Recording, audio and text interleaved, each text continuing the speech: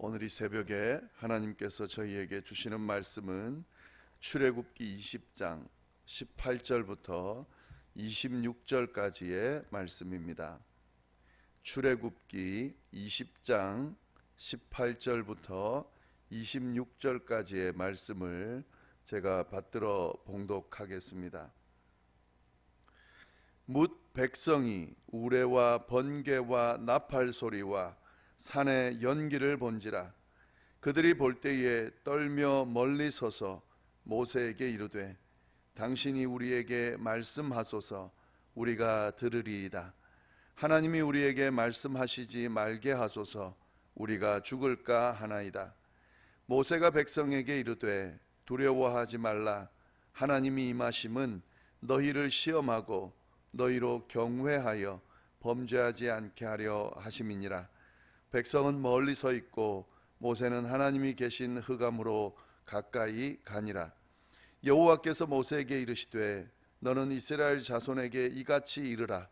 내가 하늘로부터 너희에게 말하는 것을 너희 스스로 보았으니 너희는 나를 비겨서 은으로나 금으로나 너희를 위하여 신상을 만들지 말고 내게 토단을 쌓고 그 위에 내 양과 소로 내 번제와 화목제를 드리라. 내가 내 이름을 기념하게 하는 모든 곳에서 내게 임하여 복을 주리라. 내가 내게 돌로 제단을 쌓거든 다듬은 돌로 쌓지 말라. 내가 정으로 그것을 쪼면 부정하게 함이니라. 너는 층계로 내 제단에 오르지 말라. 내 하체가 그 위에서 드러날까 함이니라. 아멘.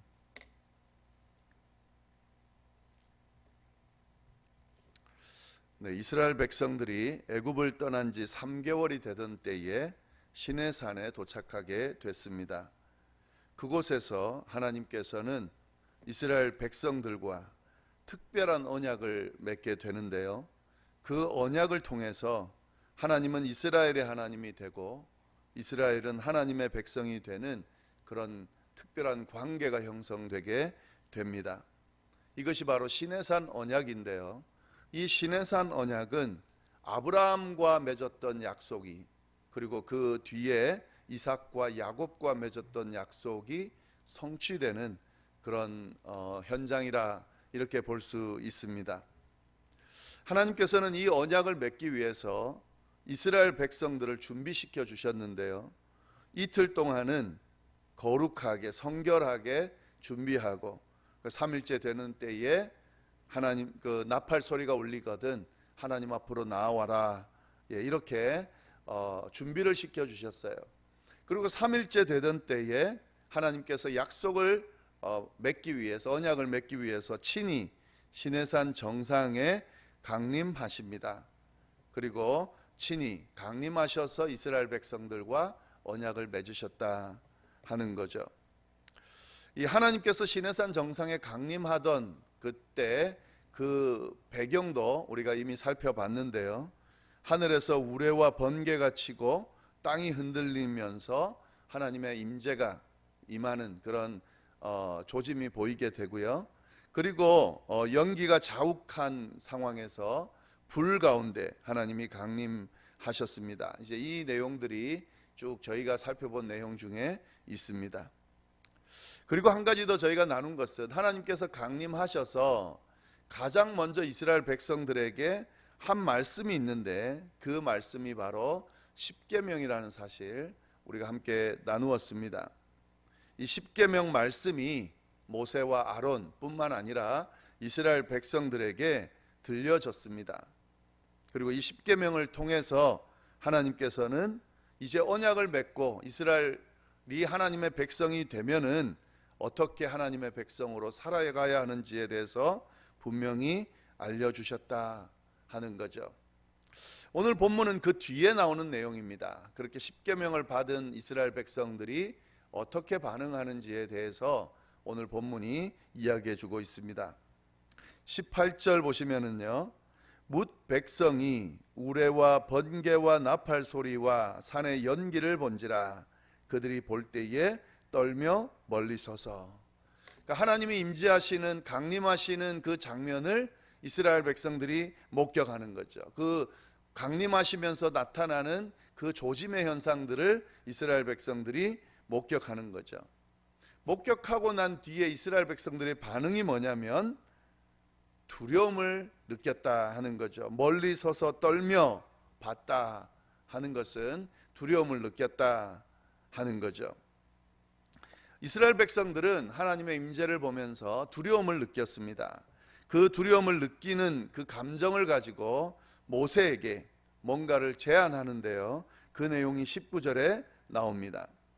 모세에게 이르되 당신이 우리에게 말씀하소서 우리가 들으리이다. 하나님이 우리에게 말씀하시지 말게 하소서 우리가 죽을까 하나이다.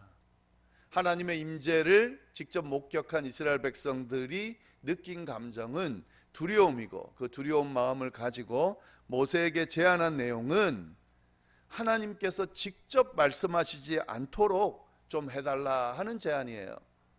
모세가 하나님의 말씀을 듣고 그 말씀을 좀 전해달라. 그러니까 모세에게 하나님과 우리 사이에 좀 중재를 해달라라는 부탁을 하게 됩니다.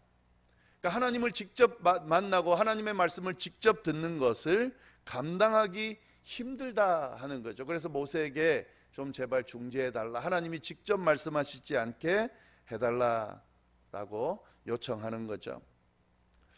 물론 모세는 이미 하나님과 이스라엘 사이에 중재자 역할을 해왔습니다. 그런데 특별히 더 부탁하는 것은 이 하나님의 임재를 경험하고 또 말씀을 듣다 보니까 이거 죽을 수도 있겠구나 하는 그런 느낌을 받은 거죠. 그래서 죽으면 안 되잖아요. 하나님을 직접 만나면 안 되겠다라고 생각하고 이 제안을 모세에게 한 거다 하는 거죠.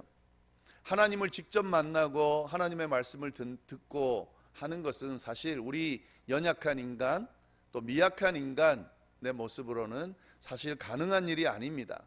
하나님께서 그렇게 허락하셨고 또 그렇게 먼저 하셨기 때문에 가능한 일이지, 우리 인간이 하나님을 만날 수도 없고 하나님을 직접 뵙는다고 하는 것은 두려움을 느낄 수밖에 없는 그런 만남이다 하는 거죠.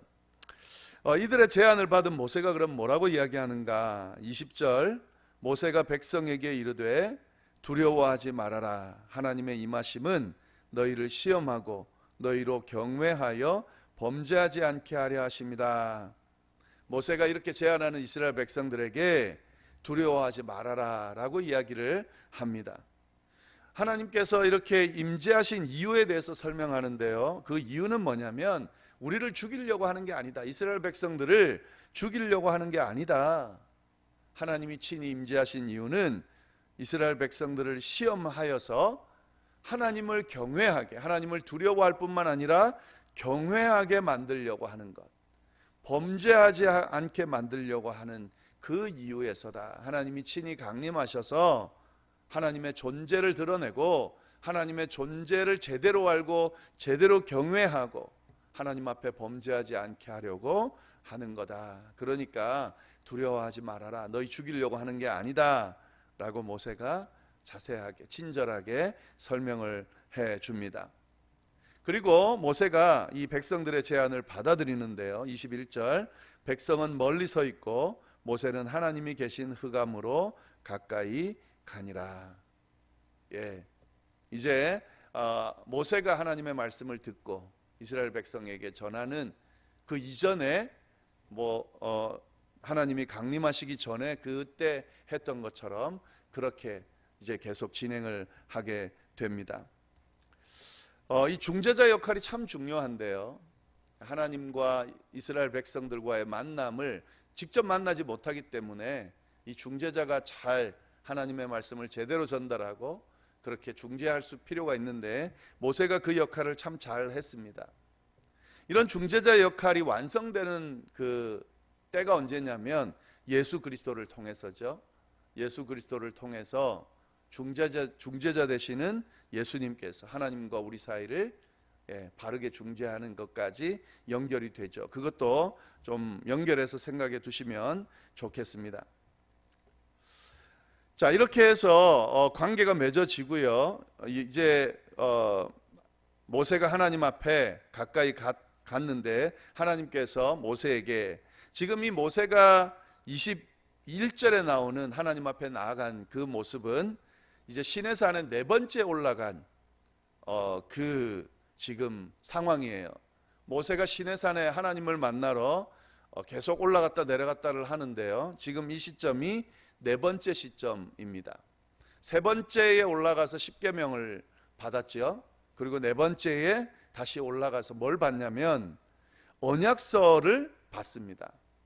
하나님과 이스라엘 사이에 맺어진 언약, 그 언약을 하면서 하나님께서 십계명만 주신 것이 아니라 언약서를 허락해 주세요.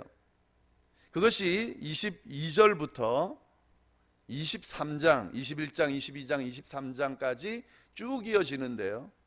이렇게 지키고 이렇게 해라, 이런 법들, 규정들을 자세하게 알려주세요.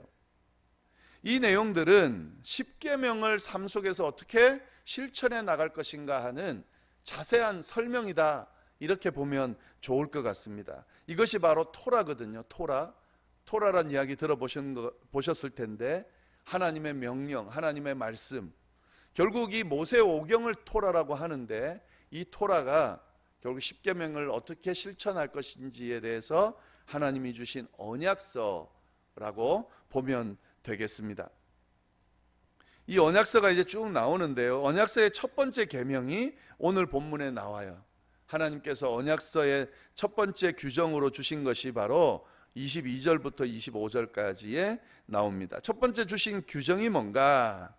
22절 말씀, 여호와께서 모세에게 이르시되 너는 이스라엘 자손에게 이같이 이르라. 내가 하늘로부터 너희에게 말하는 것을 너희 스스로 보았으니 너희는 나를 비겨서 은으로나 금으로나 너희를 위하여 신상을 만들지 말고 내게 토단을 쌓고 그 위에 내 양과 소로 내 번제와 화목제를 드리라. 내가 내 이름을 기념하는 모든 곳에서 내게 임하여 복을 주리라. 무슨 규정입니까? 제사를 드리는 규정이죠. 다시 말하면 하나님께 예배 드릴 때의 규정을 알려주신다 하는 거죠. 십계명 이후에 하나님이 주신 언약서의 첫 번째 내용은 뭐냐면 제단에 관한 규정, 예배에 관한 규정이다 하는 거죠. 예. 그런데 지금 이 내용을 잘 보면은요, 십계명의 첫 번째 계명과 두 번째 계명을 잘 지키는 방법을 설명하고 있다는 것을 알 수가 있습니다. 은으로나 금으로나 너희를 위하여 신상 만들지 마라. 이거 두 번째 계명이죠. 우상을 만들지 말라고 한 계명, 그 계명을 이야기를 하는 거죠. 그러면서 24절 아까 본 거 있죠. 토단을 쌓아라. 흙으로 단을 쌓아라. 돌로 단을 쌓지 말아라. 이야기를 합니다. 25절, 내가 내게 돌로 제단을 쌓거든 다듬은 돌로 쌓지 말라. 내가 정으로 그것을 쪼면 부정하게 함이니라. 흙으로 제단을 쌓고 돌로 제단을 쌓지 말아라. 만약에 돌로 제단을 쌓게 되면 다듬지 말아라 라는 규정을 알려주십니다. 이게 지금 뭐냐면은요, 이 당시 이방신들을 섬기면서 제사를 드릴 때에 또 이방신을 섬기는 제단을 꾸밀 때에 이렇게 돼 있었어요. 돌로 멋지게 다듬어서 제단을 만들었습니다. 근데 하나님은 지금 그걸 금지하는 거죠. 제단을 다듬다 보면 결국 그것이 우상이 될 수가 있기 때문에요. 하나님은 그냥 흙으로 제단을 쌓아라. 있는 그대로. 그리고 만약에 돌로 제단을 쌓게 되면 다듬지 말아라. 정을 대지 말아라. 그것이 우상이 되게 만들지 말아라 라고 이야기를 하는 거죠. 그리고 또 한 가지 더 이야기를 합니다. 너는 층계로 내 제단에 오르지 말아라. 내 하체가 그 위에서 드러날까 함이니라. 이것도 뭐냐면 이 당시 이방인들의 제단이 높은 곳에 위치해 있고요, 거기에 올라가기 위해서 계단이 세워져 있었어요. 그러다 보니까 이 제단에 올라가기 위해서는 층계를 올라가서 제단에 올라가야 되는 그런 모습이었다 하는 거죠. 하나님은 그거 하지 말라는 거죠. 층계를 거쳐서 제단에 오르도록 하지 말아라. 왜냐하면 내 하체가 그 위에 드러날까 함이다. 하나님께서 이렇게 알려주십니다. 이것은 예배 드릴 때에, 제사 드릴 때에 우상 숭배하지 말고 오직 하나님만 섬길 수 있도록 규정을 정해 주시는 거다. 이렇게 보면 되겠습니다. 하나님 앞에 제사 드릴 때 그 제사를 받으시는 분은 하나님이시지 우상이 아니다. 자칫 잘못해서 우상을 섬기는 일이 있으면 안 된다라고 하는 말씀을 허락해 주십니다. 이게 친히 언약을 맺을 때, 이스라엘 백성과 언약을 맺을 때에 주신 십계명과 이어져 주신 계명이다, 규정이다 하는 사실 잘 염두에 두면 좋겠어요. 오늘날에 우리가 만약에 이 말씀을 적용한다 그러면은 우리가 예배를 드릴 때에, 또 교회를 세울 때에, 교회를 지을 때에 그때 우리가 적용해 볼 수 있겠죠. 우리가 하나님을 잘 섬기기 위해서 예배도 멋지게 드리고 또 교회도 제대로, 예배당도 제대로 짓고 그런 어떤 과정들을 하려고 합니다. 그러나 자칫 잘못하면 그것이 하나님을 위한 것이 아니라 인간을 위한 것, 또 더 나아가서는 우상 숭배가 될 수 있다는 사실을 우리가 늘 주의하고 이 말씀의 기준으로 늘 조심할 필요가 있다 하는 거죠. 하나님께 예배를 드리는 과정은 하나님을 바라보고 하나님만을 섬기기 위해서 드리는, 그걸 더 잘 섬기기 위해서 규정에 따라서 또 여러 가지 형식을 갖추고 또 여러 가지 좋은 장소, 또 좋은 모습을 갖춘 건물 안에서 이렇게 예배드리기 위함이지, 그것 자체가 목적이 되고 그것 자체가 우상이 될 수 없다 하는 거죠. 그 규정을 하나님께서 이야기해 주신다 하는 거죠. 이거 좀 잘 우리가 보면서 이 규정에 따른 그런 신앙생활을 할 필요가 있겠습니다. 여기서 한 가지 말씀해 주시는 것이 있는데요, 아까 읽었지만 제가 다시 한번 읽어보겠습니다. 24절, 내게 토단을 쌓고 그 위에 내 양과 소로 내 번제와 화목제를 드리라. 제사를 드리라는 거죠. 예배를 드리라는 거죠. 그럴 때에 하나님이 어떤 약속을 해주시냐면, 내가 내 이름을 기념하게 하는 모든 곳에서 내게 임하여 복을 주겠다. 제사 드리는, 하나님을 경배하고 제사 드리는 그곳에서, 더 나아가서 뭐라고 설명하면 됩니까? 예배 드리는 그곳에서, 하나님의 이름을 기념하고 하나님의 이름을 경배하고 높이는 그곳에서, 그곳에 내가 임할 거다. 임할 뿐만 아니라 내가 복을 줄 거다 라고 약속해 주셨다 하는 거죠. 하나님의 이름이 높여지는 곳, 하나님의 이름으로 예배와 경배가 드려지는 그곳에 하나님이 임재하신다. 그리고 임재하셔서 그곳에 복을 주신다. 이것이 하나님께서 주신 언약의 첫 번째 규정입니다. 왜 기독교인들, 또 교회는 그렇게 예배를 중요하게 생각할까? 그냥 개인적으로 묵상하고 하나님과 교제하고 하나님 주신 말씀대로 살면 안 되나? 그렇게 해도 되죠. 근데 하나님이 우리에게 주신 규정이 있습니다. 하나님을 경배하고 하나님께 예배드리는 그 자리를 하나님이 제정해 주셨어요. 하나님이 그렇게 하라고 하셨어요. 그리고 그 자리에 내가 임재할 것이라고, 그 자리를 복되게 할 것이라고 말씀해 주셨습니다. 우리가 그걸 따르는 거죠. 예배를 드리면서 하나님과 만나죠. 하나님을 경배하죠. 또 하나님의 말씀을 듣죠.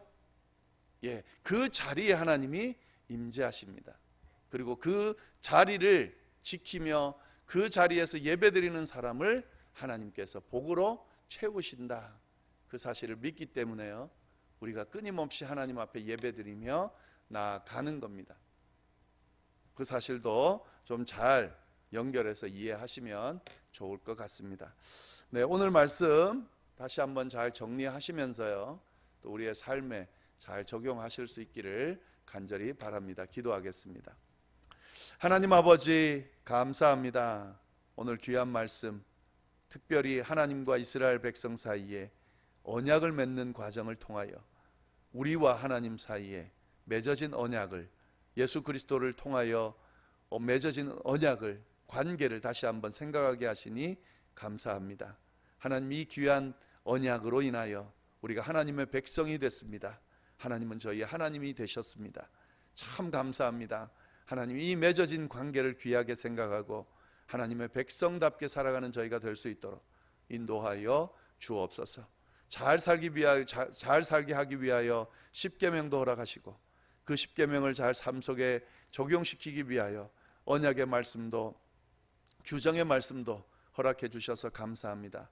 주의 깊게 보고 그 말씀대로 행하는 저희가 될 수 있도록 주여 인도하여 주옵소서. 특별히 하나님께 예배드리는 것, 이것이 얼마나 귀한 일인지 복된 일인지 하나님 다시 한번 우리가 마음속에 새기고, 하나님 앞에 나아가는 것이 형식적으로 되지 않고 우상을 숭배하는 것이 아니라 오직 하나님만 바라보고 하나님께 경배하며 하나님과의 깊은 만남을 가지며 하나님께서 주시는 복을 누리는 귀한 시간이 될 수 있도록, 순간순간이 될 수 있도록 주여 인도하여 주옵소서. 오늘 하루도 주님의 은혜 가운데 잘 보내게 하시고 내일도 거룩한 주일 주님과 만나며 기쁘고 복된 날로 맞을 수 있도록 주여 인도하여 주옵소서. 감사하며 이 모든 말씀을 살아계신 예수님의 이름으로 기도드립니다. 아멘.